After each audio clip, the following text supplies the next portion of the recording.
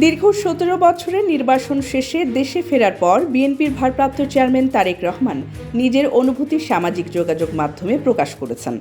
দেশে নামার সঙ্গে সঙ্গে তিনি নিজের অফিসিয়াল আইডিতে লিখেছেন, হে সার্বভৌম শক্তির মালিক আল্লাহ, আপনি যাকে ইচ্ছা ক্ষমতা প্রদান করেন এবং যার থেকে ইচ্ছা ক্ষমতা কেড়ে নেন। যাকে ইচ্ছা আপনি সম্মানিত করেন আর যাকে ইচ্ছা আপনি হীন করেন। কল্যাণ আপনারই হাতে, নিশ্চয়ই আপনি সবকিছুর উপর ক্ষমতাবান। রাজনৈতিক পর্যবেক্ষকরা মনে করছেন, দেশের মাটিতে ফেরার পর এই পোস্টের মাধ্যমে তিনি একদিকে আল্লাহর প্রতি কৃতজ্ঞতা প্রকাশ করেছেন, অন্যদিকে নিজের রাজনৈতিক প্রত্যাবর্তনকে শক্তিশালীভাবে তুলে ধরেছেন।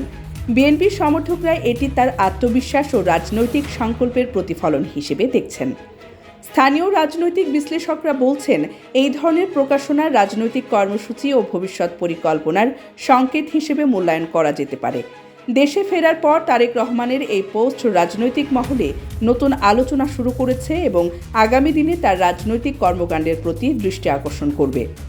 সূত্র জানায়, বিএনপি নেতারা ইতিমধ্যে প্রস্তুতি নিচ্ছেন বিভিন্ন রাজনৈতিক কর্মসূচি বাস্তবায়নের জন্য, যেখানে তারেক রহমানের নেতৃত্বকে কেন্দ্র করে পার্টির কার্যক্রম আরও সক্রিয় করার পরিকল্পনা রয়েছে। জুলেখা খাতুন, নিউজ ডেস্ক, অগ্রযাত্রা প্রতিদিন।